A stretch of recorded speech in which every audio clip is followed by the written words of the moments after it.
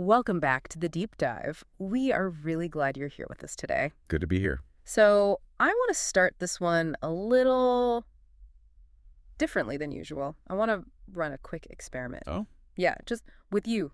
Yes, you listening right now. Just clear your mind for a second. Take a breath. This sounds ominous. No, nothing scary, I promise. It's just a little word association. I want you to visualize something. When I say the word coach, what's the immediate high-definition image that just pops into your head? Don't overthink it. I think I can guess what it is for like 90% of people. Oh, absolutely. It's a whistle, right? It's a baseball cap. A guy in a windbreaker probably screaming at a referee from the sideline. Exactly. It's sports. Yeah. The high school football coach, or maybe, Bill Belichick in a hoodie. Right. Or maybe if you run in corporate circles, the image is a little different. Maybe you're picturing a sharply dressed consultant in a glass-walled meeting room drawing on a whiteboard. Corporate fixer, yeah. Right. So we think sports or we think business. But I want to take us back much, much further. I want to take us on a bit of a linguistic journey. Okay. Because we aren't starting this deep dive on a football field. We aren't starting in a boardroom. We're going to start on a muddy, unpaved road in Hungary in the 16th century. I love this origin story. It's one of those etymological rabbit holes that just completely changes how you view a whole profession. It reframes the entire concept. So paint the scene for us. We're in the 1500s, Central Europe. Right. So picture a small village in Hungary called Kocs. That's spelled K-O-C-S. Cox. The Carriages wasn't a metropolis. It wasn't, a center of government or anything. But it was a crucial waypoint between Vienna and Budapest. Oh, okay. And because the roads in the 16th century were, frankly, a disaster. Mud, ruts, rocks, just a travel nightmare. A total nightmare. I mean, if you were traveling long distances, it was physically punishing. Yeah. But the wheelwrights and the craftsmen in this little village of Kocs, they started to innovate. What did they do? They didn't just build wagons. They built a very specific type of carriage that was lighter, faster, and crucially, more comfortable. They figured out a suspension system using steel springs or leather straps that made the ride way smoother than anything else on the road at the time. So they basically invented the luxury sedan of the 1500s. Essentially, yes. And these carriages became famous. They were known as a kutschi, meaning of Kocs or from Kocs. And that word, because the technology was so superior, it just spreads across Europe. It moves into German as Kutschi, into French as Couche, and, eventually it lands in English as coach. So fundamentally, when we use the word coach, we're using a noun. We're talking about a thing, a vehicle. We're talking about a literal vehicle. And this is the core metaphor that we really need to anchor this entire conversation on. Okay. Originally, a coach wasn't a person. It was a high-quality piece of technology designed to transport a person from where they were point A to where they wanted to be point B. And to do it without, jarring their bones to dust along the way. Exactly. To make the journey possible and maybe even bearable. I love that. It really redefines the whole agency of the thing, doesn't it? If you think about the modern context, the coach isn't the one running the race. Right. The coach isn't playing the game. The coach is the vessel. Precisely.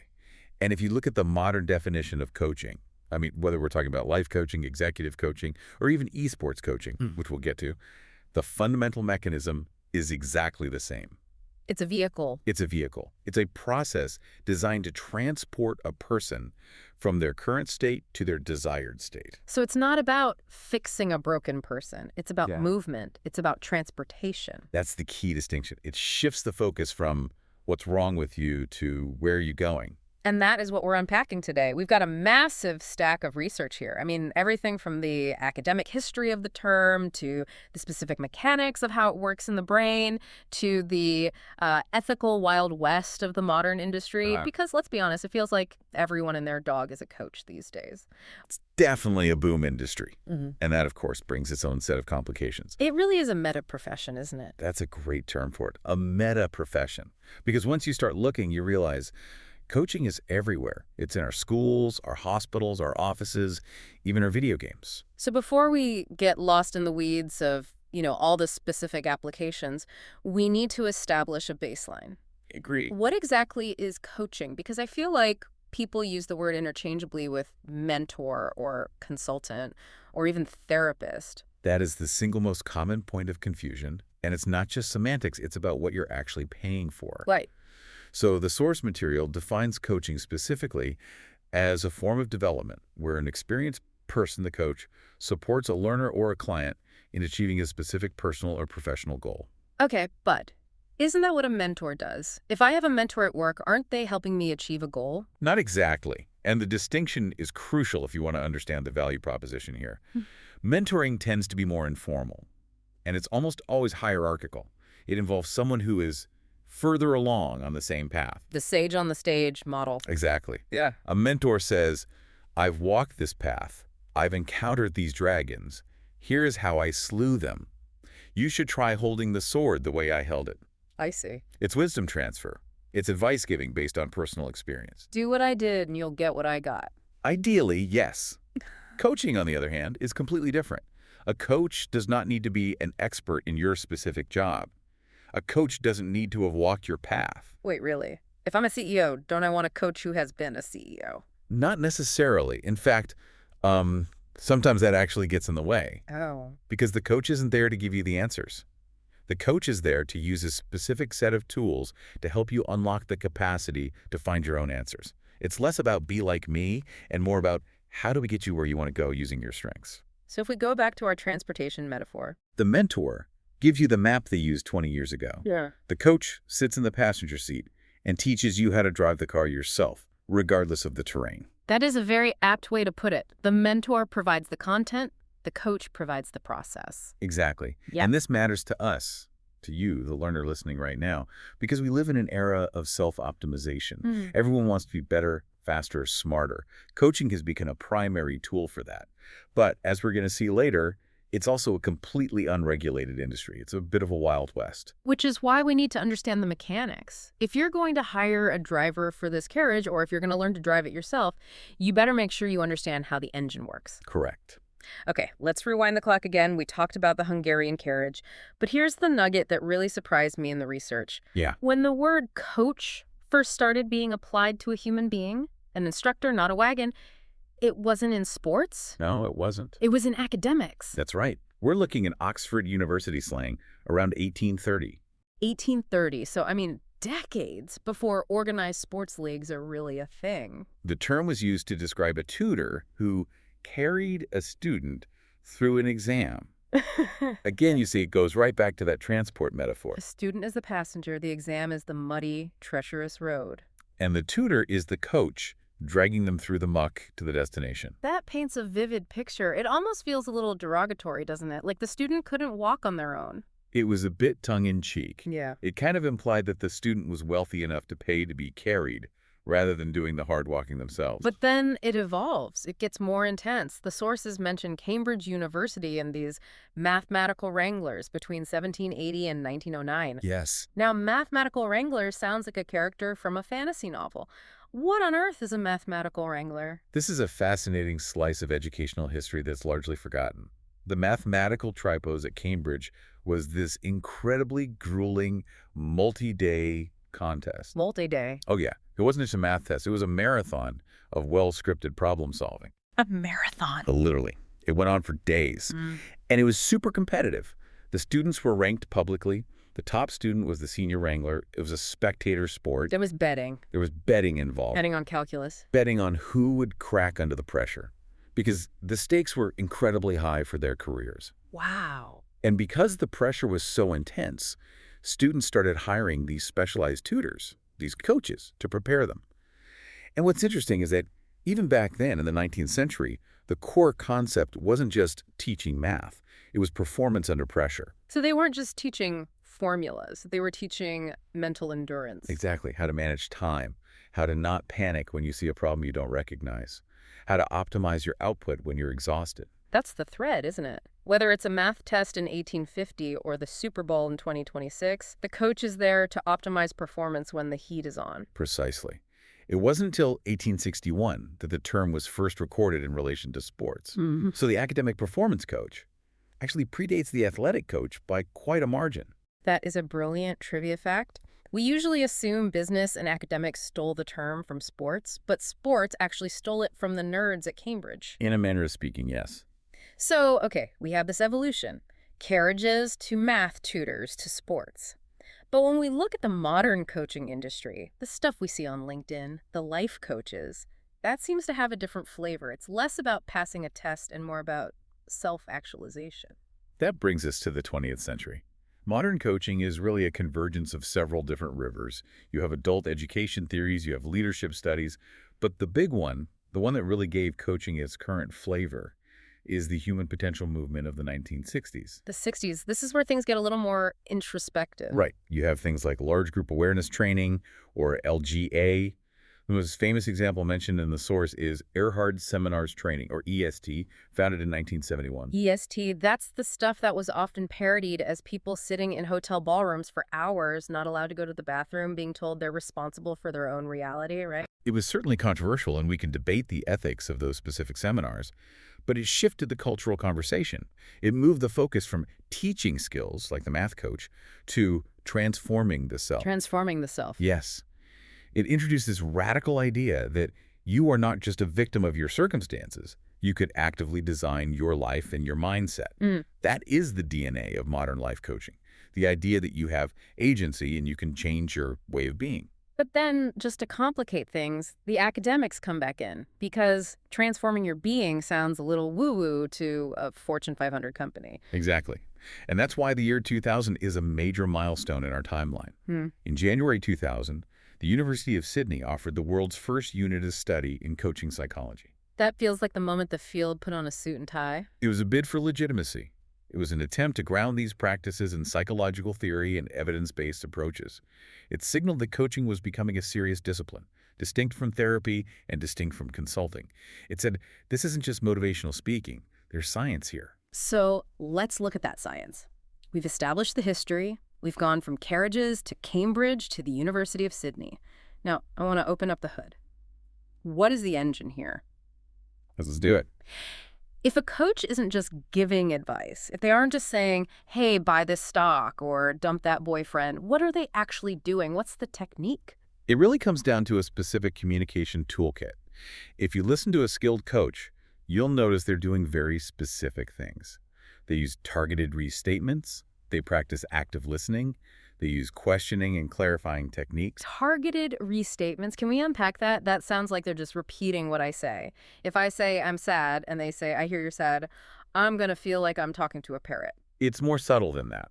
It's about reflecting your own thoughts back to you, but stripped of all the noise. It's holding up a mirror so you can hear what you actually believe versus what you think you should say. Okay, give me an example. Let's role play this for a second. Let's say I'm a client. Okay, what's your problem? Okay, I'm just so overwhelmed at work.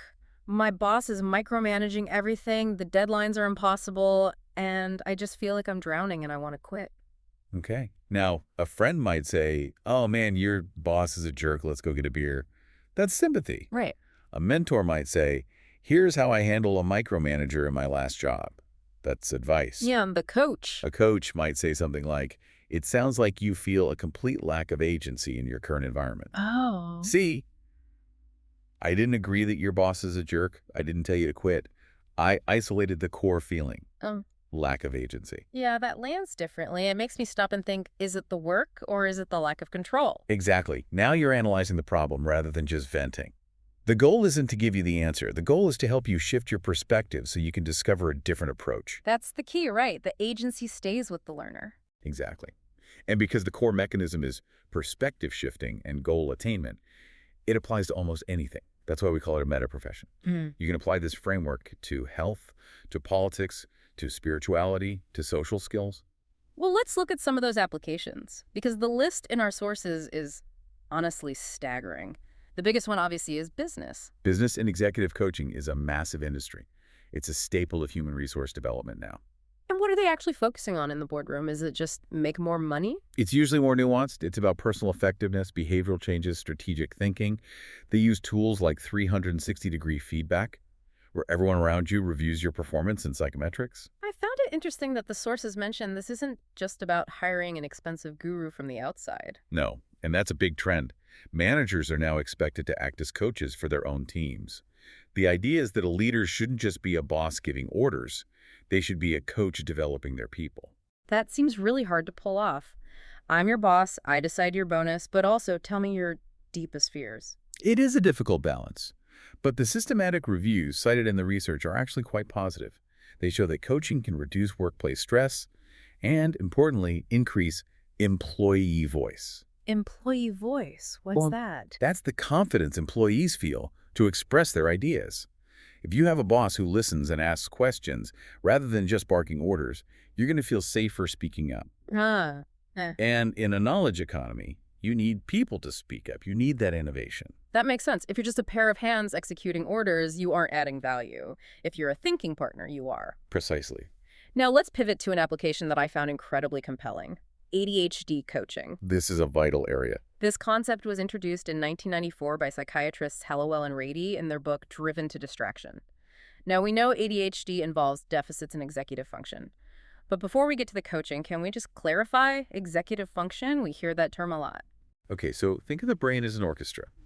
You got the violin section, that's your creativity. You've got the drums, that's your energy. The horns, that's your memory. Executive function is the conductor. The guy with the baton. Right. It's the part of the brain, mostly the frontal lobe, that says, okay, drums, quiet down, violins start now, horns, wait your turn. It handles prioritizing, time management, and emotional regulation. And in ADHD, the conductor is, what, on a coffee break? The conductor is inconsistent. Sometimes they're brilliant, sometimes they're asleep. So an ADHD coach acts as an external conductor. Okay. Or, as the source material beautifully puts it, an external mirror. An external mirror. I like that. Yes. People with ADHD often struggle to self-monitor. They might not realize how much time has passed. They might be working on a project for 3 hours and think it's been 20 minutes. The coach provides that external reflection. They help the client develop workarounds. I love that term, workarounds. It admits that the brain works differently, and we aren't trying to fix it, we're trying to work with it. Exactly. It's not about curing the ADHD. It's about acknowledging the specific brain wiring and asking, okay, knowing this is how your brain works, knowing the conductor's inconsistent, what strategy can we build to get this project done? It's very pragmatic. It's engineering for the mind. It seems like in the health and wellness space generally, definitions really matter. I was reading through the notes on the National Society of Health Coaches, and they draw a pretty hard line between a health coach and a wellness coach. They do, and it's a distinction that really protects the consumer. According to their definitions, a health coach guides those with acute or chronic conditions, people who have high health risks. So if you have diabetes, heart disease, obesity, real clinical issues. Right. You need a health coach who understands the pathology, whereas a wellness coach is for the otherwise healthy individual who just wants to maintain their status or get a little fitter. That's a really important distinction. You don't want a general wellness coach who maybe took a weekend seminar trying to manage a complex diabetic nutrition plan. Absolutely not. That's dangerous. And then we have financial coaching. And again, we have to separate the coach from the advisor. This is similar to the mentoring distinction. Yeah. A financial advisor usually sells products, stocks, insurance portfolios. They manage the assets. Buy low, sell high. Right. A financial coach focuses on behavior. They focus on the person holding the wallet. So the coach is the one asking, why do you stress buy shoes every Friday? Exactly. They focus on spending habits, debt reduction, and fiscal discipline. It's about your relationship with money, not just where you park it. I want to jump to the modern niche stuff because this is where you see just how adaptable this meta profession is. Esports coaching. This is a rapidly growing field. I mean, 20 years ago, if you told someone you were a video game coach, they would have laughed you out of the room. But now, look at something like League of Legends. The complexity of these games rivals traditional sports. The coaches here are doing exactly what sports coaches do. They plan strategies. They're on voice chat during the pick and ban phase. Explain that for the non-gamers. Pick and ban. So before the match starts, each team takes turns picking their characters and banning the characters they don't want the other team to play. There are over 160 characters. The combinations are in the millions. It's high-speed chess. And the coach is there to manage that strategy. Yes. They're analyzing the opponent's data, suggesting counter picks, and crucially, managing the team's emotional state. It's high-performance cognitive coaching. It's just wild to think about the evolution from the Hungarian carriage driver in the mud to the guy on a headset advising a team on which digital champion to ban in a global tournament. But the function is the same.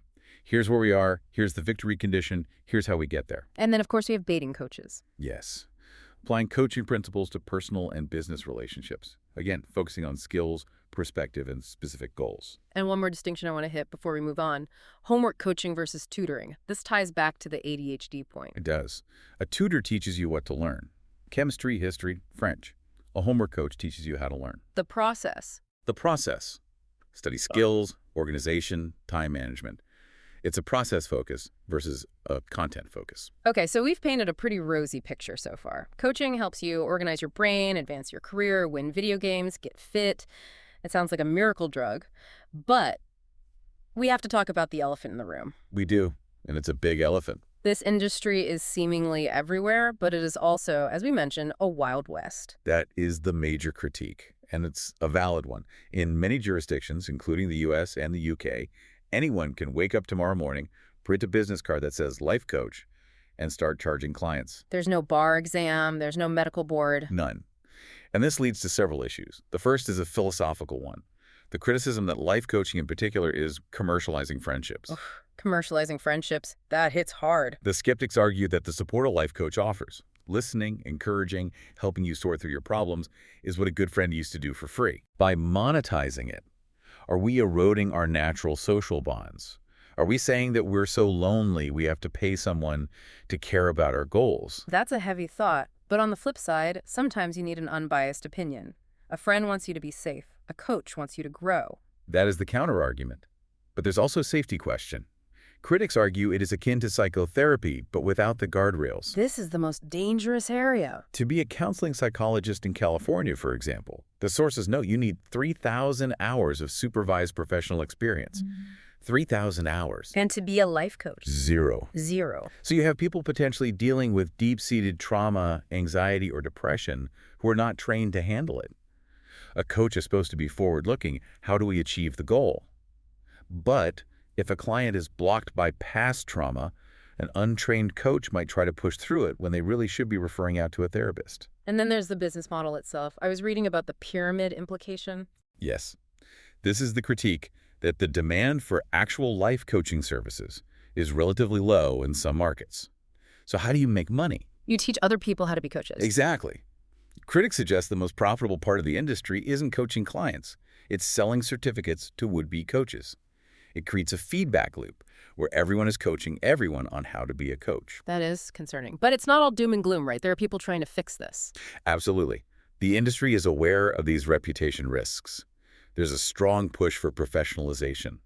In February 2016, the Association for Coaching and the European Mentoring and Coaching Council launched a global code of ethics.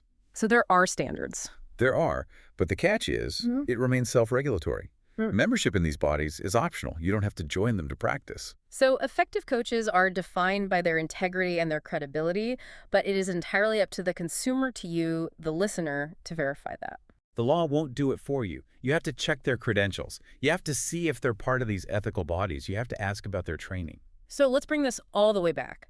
We started in the village of Cokes. We watched this concept travel through the intense math exams of Cambridge, explode during the human potential movement of the 60s, and land in the modern corporate boardroom and the esports arena. It's been quite a journey. And the takeaway seems to be this. Coaching is an incredibly powerful tool. It really is that carriage. It can move you from stagnation to success, but it relies heavily on the skill and the integrity of the driver. That's the perfect summary. A carriage with a bad wheel or a driver who doesn't know the way isn't going to get you anywhere. But a well-built vehicle with an expert guide, that can change your life. So as we wrap up this deep dive, we want to leave you with a thought, a question to mull over. We're seeing coaching expand into every single aspect of life. How we date, how we study, how we manage our money, how we play games. It feels like we're outsourcing our executive function. That's the question. As we build this massive infrastructure of coaches for everything, are we losing the ability to self-regulate? Are we forgetting how to be our own drivers? Or are we finally just admitting that humans were never meant to do it alone and we're finally building the support structures we've always needed? Are we becoming dependent or are we becoming supported? That is the question. Indeed. And if you're looking to hire a coach, here's our actionable advice. Look for the transportation value. Are they actually moving you forward or are they just keeping the wheels spinning? And please check those credentials. Because the barrier to entry is low. Your due diligence needs to be high. Thanks for listening to The Deep Dive. We'll see you on the next one. Safe travels.